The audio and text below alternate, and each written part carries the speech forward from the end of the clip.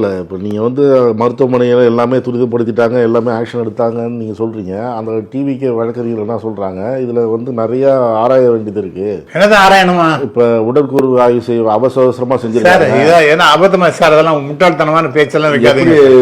அது வந்து இங்கேருந்து எடுத்துகிட்டு போனவங்க தான் தவறி அந்த பாடியா, இல்லை ஏற்கனவே அங்கே சிகிச்சை பெற்று இருந்து தவறினவங்க அவங்க பாடியா, அப்படிலாம் சந்தேகத்தை இல்லை, வேற எங்கேயாவது வெளியூர்லேருந்து இருக்கிற பாடியெல்லாம் கொண்டாந்து வச்சு அதுக்கு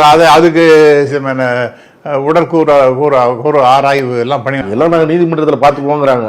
எல்லாம் பேசுவேன் சார். இதெல்லாம் ஜபர்தஸ்தான பேச்சு.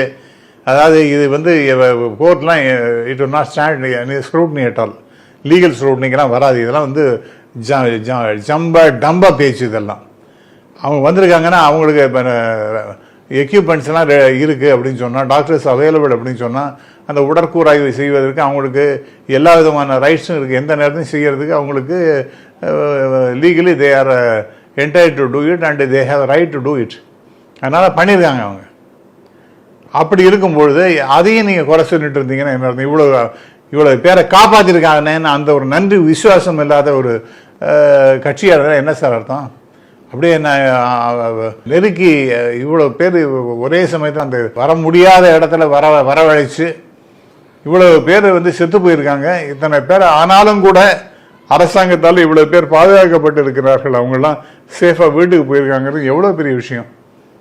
இதெல்லாம் நம்ம வந்து அரசாங்கத்து மேலே குறை சொல்ல முடியாது, போலீஸ் மேலே குறை சொல்ல முடியாது, மருத்துவர் மேலே குறை சொல்ல முடியாது. ஒரே ஒருவரை குறை சொல்லணும்னா அது வந்து விஜய் தான், அவங்களுடைய கட்சி தான்.